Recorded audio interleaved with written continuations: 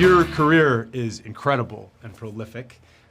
This is a really interesting and different type of project for you.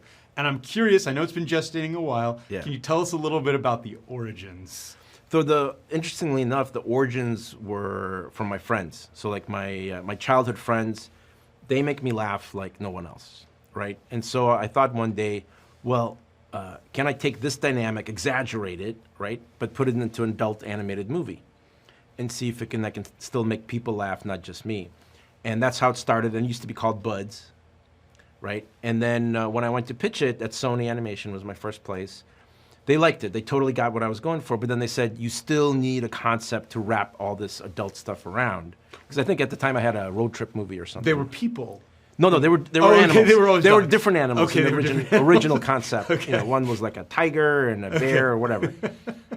And then so they said, I still need a big concept. And right in the room, it very rarely happens like that. Kind of like lightning struck me. And I go, oh, well, what if they're dogs? And one of them finds out he's going to get neutered in the morning. Right? And that's it. Everybody laughed. And then we started going. And this was a while ago, right? 2008. That's a long journey. Yeah. One of the things that struck me, obviously, feels like there's a Fritz the Cat influence. Feels like there's almost like a little Ren and Stimpy at times. But there's like a Lady and the Tramp. Like, it feels like a twisted version. Like, did you look at some of these classic animated pieces like that and think about where? Because you have, obviously, your signature style's in it. But there's a lot of other stuff that kind of comes to bear throughout it. Yeah, and so basically, for Lady and the Tramp and 101 Dalmatians, it was the rules, the aesthetic rules. So the dogs can talk, but they can't, like Yogi Bear, get up on two legs and talk like a human, right? We wanted to make sure they feel like dogs. So the rule was they can have as many expressions as we want, but they can't go like, whoa, hold on there a second. They still have to act like dogs. Right. And so that's what makes it feel like those movies. And the animation aesthetic is actually like Warner Brothers and Tex Avery. Yeah. You know, without the big takes, you know, which is the same thing that inspired Ren and Stimpy as well, of course, Yes. you know, which I love too. And so, but we went back to that kind of classic style of animation to have you initially settle in, like, oh, this is kind of nostalgically somewhat familiar. And then we hit you with the subject matter and everything else. Yeah. And so you're initially shocked because you haven't really seen anything like pushed this far. Yeah, there's a couple moments in it where I was like shocked where it was pushing, and then somewhere in the middle, I was like, holy crap, like with the cats, that's what it was. Oh, the cats, yeah. I was just like, this is like, there's an artfulness. Yes. Really exploring like visual language and sound and pacing. Can you talk a little bit about that? I feel like sometimes stylistically you're a bit of a chameleon. Like you can kind of slip into different looks and...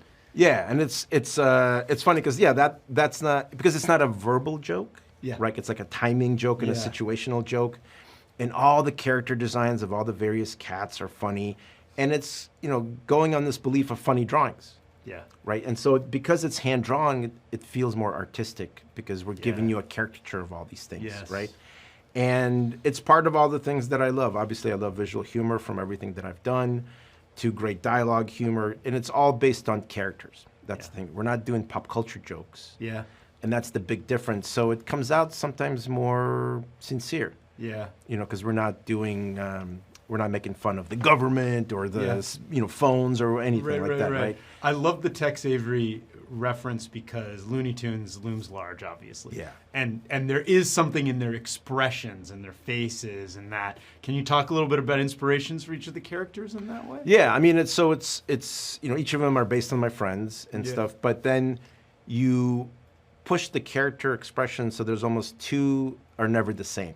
Yeah. Right. So they're really designed for each piece of dialogue that we have, and that way it makes it feel very unique and very alive. Yeah. Right. And that's the fun of it. Like, you know, and I've had all these great animators, and we had a great layout team who drew a lot of these expressions, and so it becomes something really fun to watch. Yeah. You know, it does. And hopefully it operates on multiple levels. Yeah. You know, there's like a raunchy joke, but it's delivered with some really good animation and some funny expressions, some dog observational humor, and some romantic comedy. So you have all these things going for There are also a couple of very deep moments with these characters that are like psychological and philosophical. I have to wrap, but I appreciate your time. It's great and fun. So Awesome. thanks so much. Thank you so much.